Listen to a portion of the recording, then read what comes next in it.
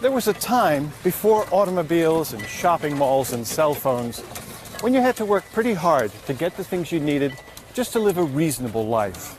In fact, most of life's essentials, like the clothing on your back, the food on your table, even the house in which you lived, were the product of muscle, human as well as animal, and individual skill. Because you had to grow or make the things you needed, it took a lot longer to get them. Want fast food? Forget it. No drive-in chicken joints here. A new house, a bigger barn? Start with the trees at the edge of the forest.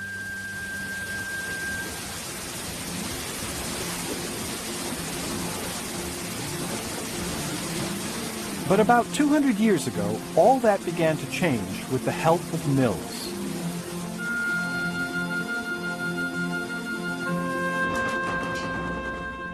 These early factories turned out machine-made products that could be bought in stores, and they offered a new way of working that changed the way people lived. Societies that once responded to the rhythm of the sun and seasons now moved to the beating of the clock. This industrial revolution would bring giant factories and working classes, entrepreneurs and inventors, and an era we call Mill Times.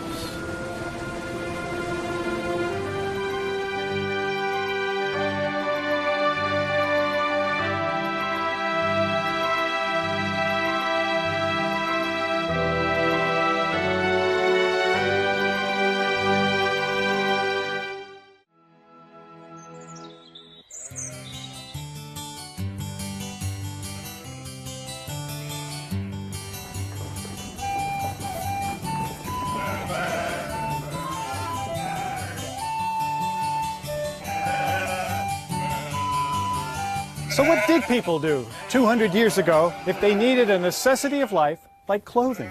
Say you need a new pair of pants or a shirt. There's no mall nearby, so you have to make them. And the first thing you must do is gather the raw material. Now in some regions you turn to cotton or flax, but here at New England's old Sturbridge Village you turn to sheep for their wool.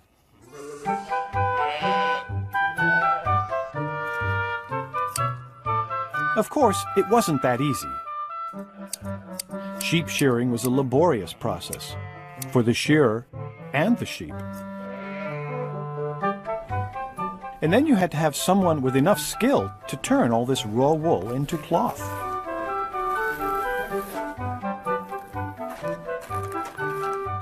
After cleaning the wool, it had to be carded.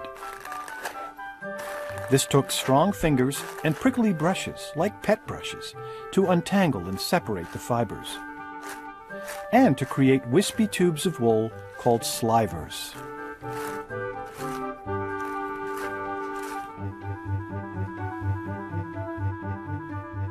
You then stretch the slivers into yarn on a spinning wheel.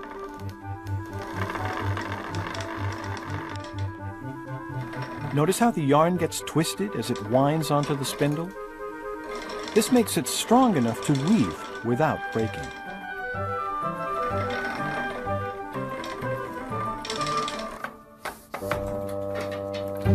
You turn yarn into fabric on a loom, and this is a typical hand loom.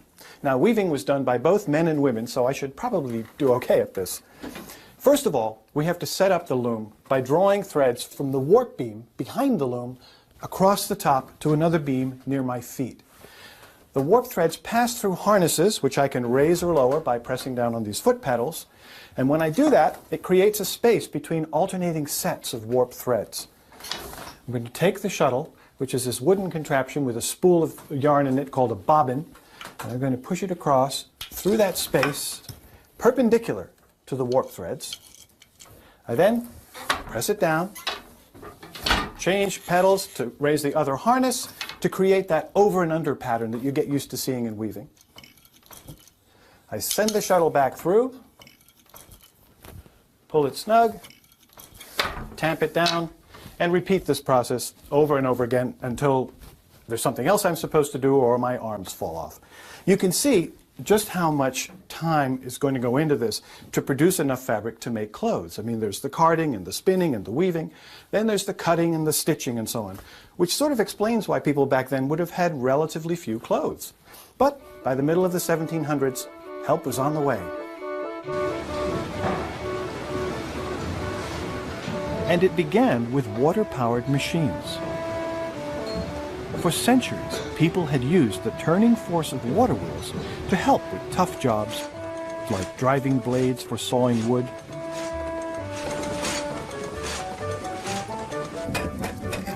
and rotating coarse stones for grinding grain into flour.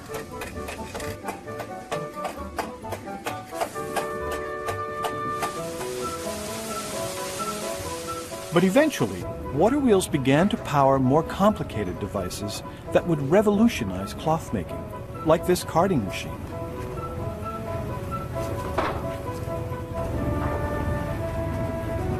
What an improvement over the pet brushes.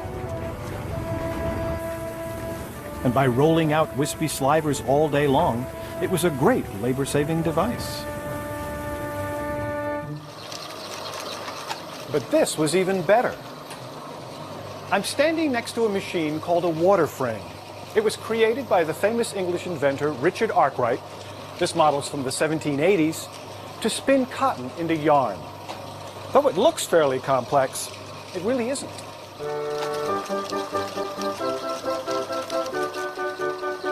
It runs on water power, just like the carding machine and saw blades we saw earlier. The cotton in the top spools is drawn out by the action of the machine, which twists it nice and tight, and then gathers the yarn onto these bottom spools. It works just like a hand spinning wheel. 96 of them, actually. So it's little wonder that spinning by machine would eventually make spinning by hand obsolete.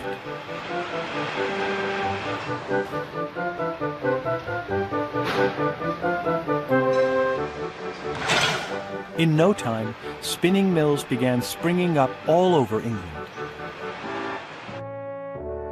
By the late 1700s, these mills were putting whole villages to work, making yarn inside the new factories or weaving it into cloth in their homes.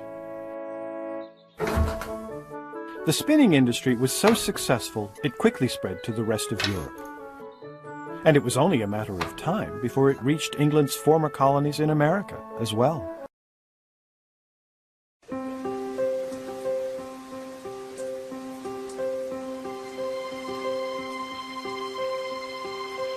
All mills need a steady supply of running water.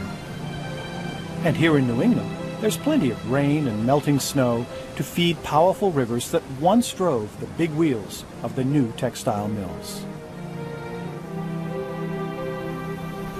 But any river's flow can be unpredictable. Sometimes there's too much water, sometimes not enough. So to control the power of the river, mill owners built dams. Now this old dam on the Branch River in Rhode Island is a typical mill dam. It doesn't completely block the river, but it raises the height of the water to create an elevated mill pond. Now, if we dig a channel called a head race from the pond to the mill, that pent-up water behind the dam will flow through the head race, turn the wheel, and then rejoin the river through the tail race. So dams and their ponds acted like storage tanks for the H2O fuel the water wheel engines ran on.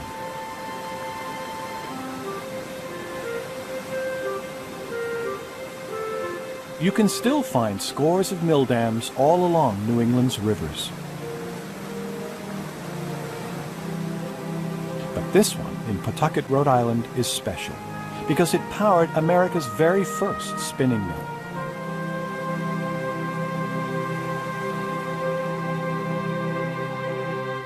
Legend has it that in 1789, a young entrepreneur named Samuel Slater defied the laws of England by supervising the construction of English-style cotton spinning machinery at the mill in Pawtucket.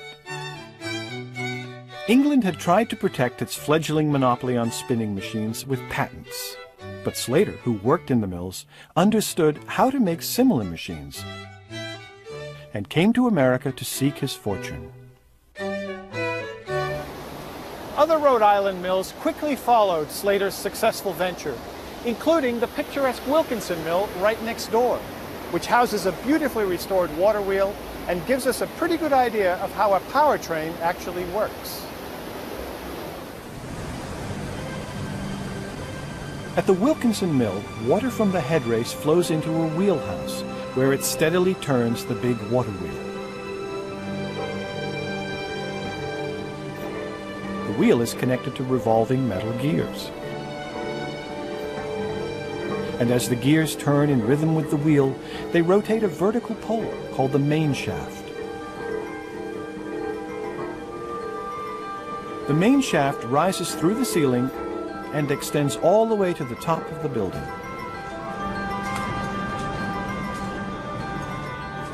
On each floor, the vertical shaft turns horizontal shafts that hang just below the ceiling. A leather belt carries the power from those horizontal shafts to a pair of pulleys above each machine. Now, to get the power to the machine itself, I'm going to turn the machine on by sliding the belt from one pulley to another. And voila, the machine works.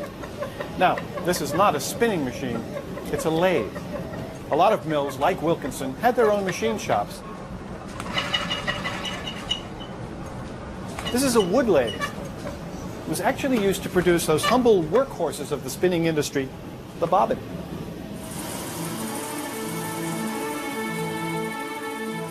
Yarn from the spinning machines was spooled onto bobbins. And in the beginning, that's all the textile mills produced, yarn. But by the 1820s, inventors had finally figured out how to make machines that could take all those spools of yarn and weave them into cloth.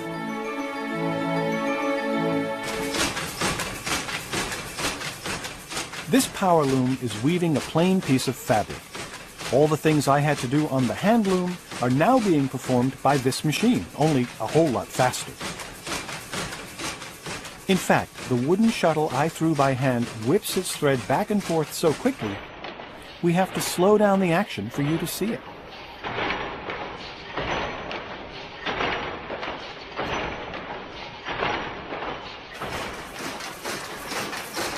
These looms could be very dangerous. If a shuttle like this should break free, it could pierce your flesh like a bullet. If you got your sleeve caught, it could cost you an arm. But when the power loom was perfected, weaving, like yarn spinning before it, would move from the home to the mill.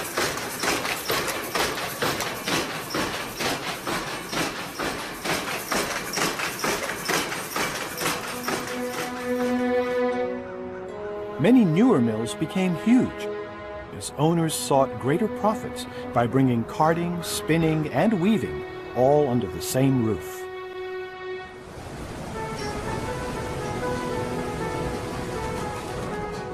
As more and more mills sprang up, there was increased competition and the occasional dispute over issues like backwater. Backwater would occur when one mill's dam impeded the natural flow of the river to the point where water wheels in upstream mills couldn't turn properly.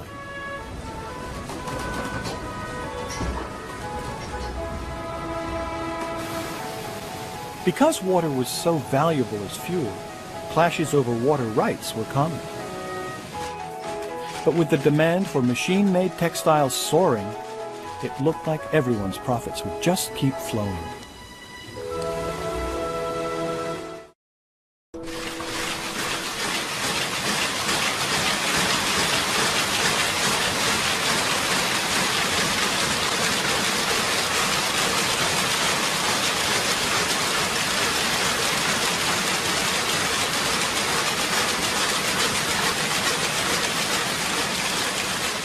This huge room would have been fairly typical of weaving floors in the big textile mills of the 19th century. As mills grew larger, some of them changed. from businesses that could be managed by 1 or 2 people and a small workforce to a factory system with hundreds of workers and scores of managers, overseers, and accountants. The biggest problem for the biggest mills, like Boot Mill here in Lowell, Massachusetts, was finding enough workers to run the machinery.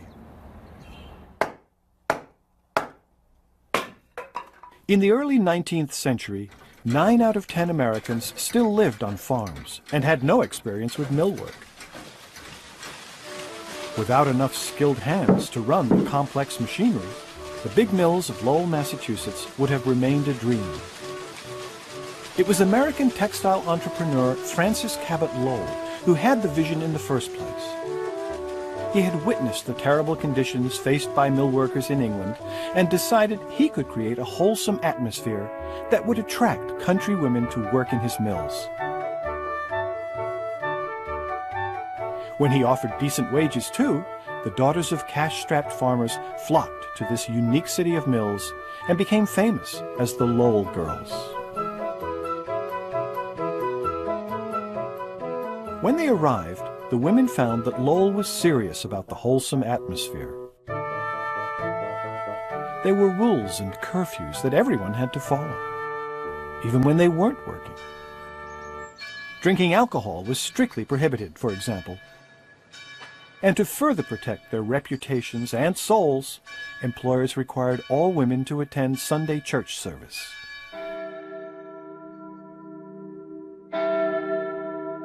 All other times, bells called the women to work. Their day would last 12 to 13 hours or more.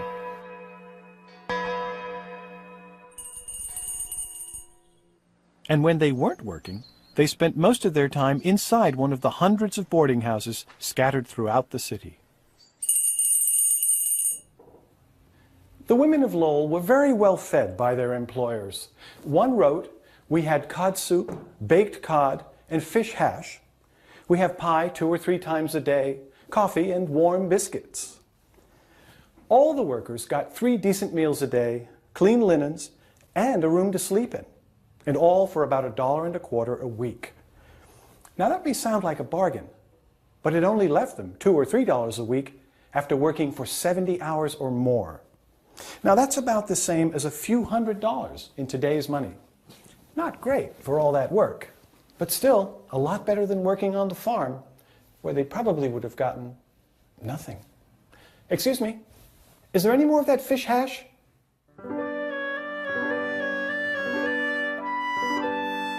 The young women lived in cramped rooms with 2 or 3 beds to a room. Sharing beds wasn't too bad, considering they often slept in worse conditions back home.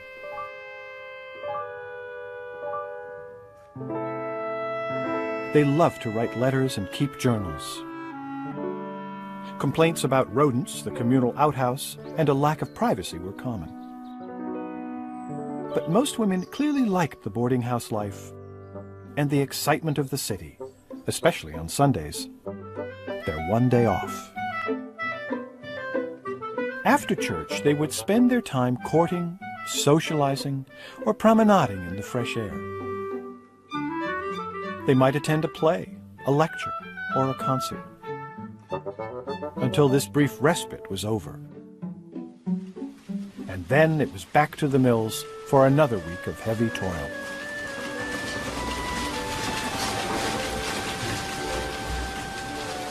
The work at Lowell was fast-paced and strenuous. The noise of the machinery made some workers deaf, and the dust-filled air was unhealthy to breathe. Most women saved their money and left after a few years. Some returned home. Others struck out to make their own destiny. But while they were here, they became highly skilled workers capable of performing the intricate tasks that made these mills successful.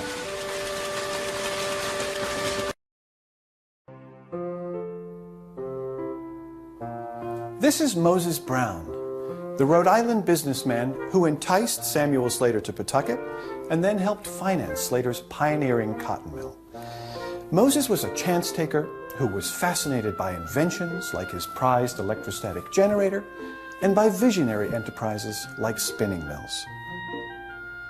I'm standing in the beautifully restored home of Moses' brother, John Brown, who was a fighting patriot, a friend of George Washington's, and a very successful financier. John owned a world-renowned shipping company and was a prominent investor in the manufacture of rum, the smelting of iron, and the trading of slaves. His businesses made him extremely rich, so he built this impressive home in Providence and filled it with famous guests and fine furnishings. Though they were both successful businessmen, the Brown brothers did not necessarily see eye to eye. John was unabashed in his support of the slave trade, and Moses, a converted and devout Quaker, was so opposed to slavery, he fought hard to abolish it. But like his brother, Moses Brown remained an entrepreneur, and when he chanced upon textile manufacturing, he could hardly have imagined he was helping to transform New England. Now, Moses was basically an investor in the industry. Other textile pioneers built their mills from the ground up and spent their lives trying to make them successful. This bucolic-looking place is Harrisville, New Hampshire. Harrisville began as a single woolen mill, and like similar enterprises, grew in size and importance after the American embargo of British textiles in 1809. The mill was started by Bethuel Harris and his sons, Cyrus and Milan. With a few $1,000s and a dozen workers, they began a woolen operation that would last 150 years. The Harrises lived in those houses over there, not a stone's throw from their mill. Over time, they built more mills, boarding houses for single workers, and individual homes for families.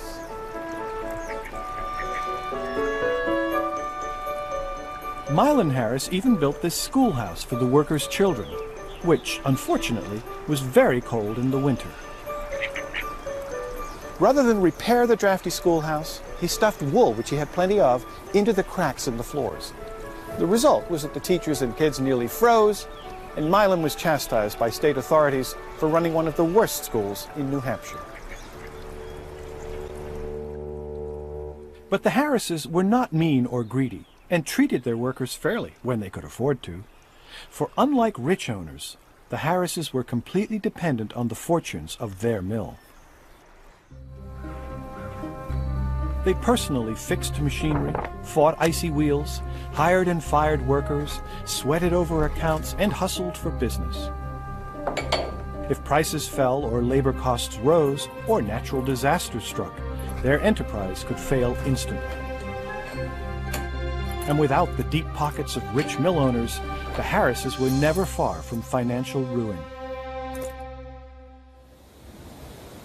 But with equal parts luck and hard work, the Harrises made it, becoming country comfortable rather than Brown family rich. And for mill owners like the Harrises, that was enough. Now, not all New England textile mills succeeded, but the big cotton mills generally did very well, because the American South was an excellent source of cheap slave-grown cotton and an even better market for machine-made cloth. Abolitionist Senator Charles Sumner railed against the conspiracy between the Lords of the Lash in the South and the Lords of the Loom in the North. Thinking that Sumner had equated them with slaves, Lowell's workers passionately declared themselves the daughters of free men. But mill workers could be treated very unfairly, especially when demand fell and prices dropped.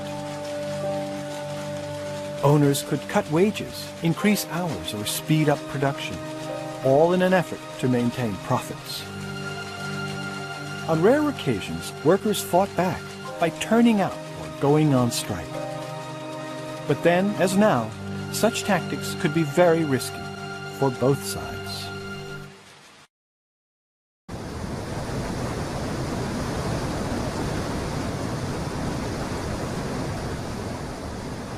Benchley has been on the brink of another disaster. The first night I lit candles, he sent for his children to come home, which they did. Afterwards, he and I had a considerable of a warm debate. Now, the letter was the telephone of its day, the primary means of communication over distance. And this letter from Samuel Slater shows his annoyance with a parent named Benchley, who kept his children from working in the mill even after Slater had lit extra candles so they could see in the dark.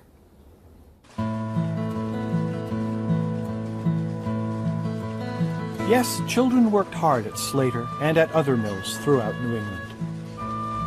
They also worked on farms and in craft shops, just about everywhere.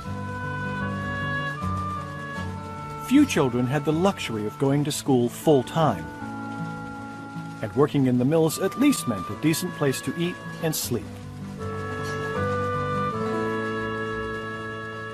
Slater appreciated his younger workers. What he complained about were their overly protective parents and the fickle adult workers who were constantly leaving him to work in other mills. He was also unhappy about his personal fortune. Though he ran a successful mill that bore his name, he was not the majority owner and felt he could do better with his own venture. So in 1806, he built a new mill complex and proudly named it Slatersville.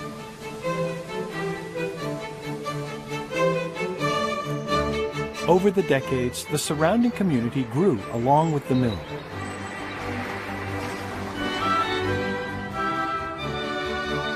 And by mid-century, the Slater family had built 2 additional mills and installed steam engines to help power the machinery.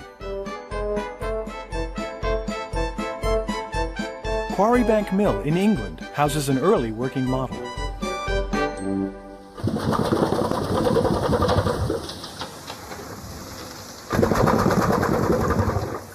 This remarkable contraption is an old steam engine. Look at the precise movement of the vertical piston. It's moved up and down by the rise and fall of steam pressure inside the cylinder. And that up and down motion is converted into rotary motion, which operates all the machines. This was a revolutionary device. It made it possible to run machines any time, any place, and in any kind of weather.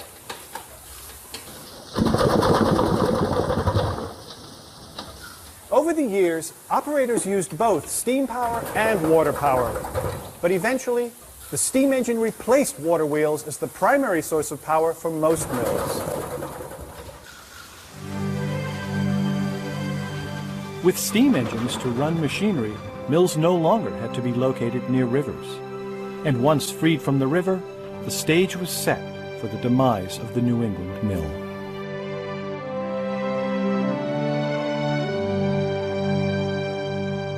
By the middle of the 20th century, many New England textile companies had moved south, where labor was cheap, where cotton grew right outside the door, and where swift-moving rivers no longer mattered.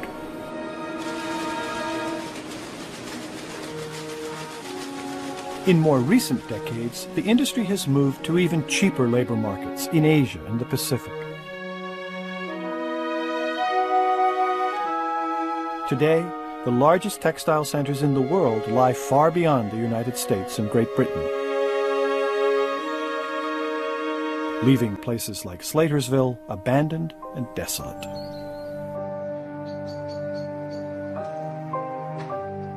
In England and New England, the textile industry is only a shadow of the enterprise it once was, and many old mills are now rotting from neglect or completely gone. A few communities have restored mill buildings, turning them into apartments, shopping malls, even art studios. But here in New England, the industry that supported generation after generation of working families is, for the most part, over.